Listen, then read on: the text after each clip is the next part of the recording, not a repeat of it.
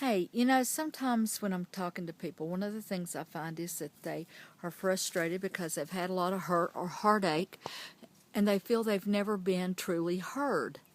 And sometimes, they try to make people hear them and it just seems like they'd get nowhere.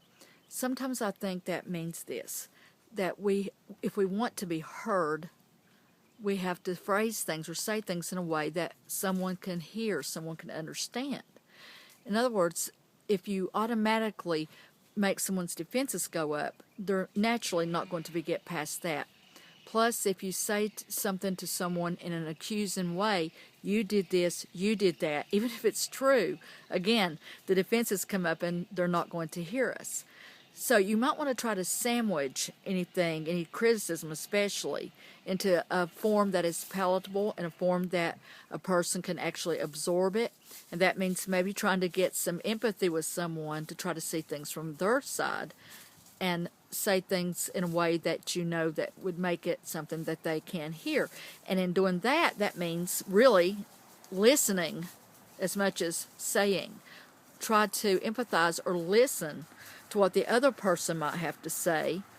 That might help alleviate their pain, but it could also help you to phrase things or say things in such a way that they will be able to hear you, and then maybe you can relieve some of the heartache that you might be holding on to.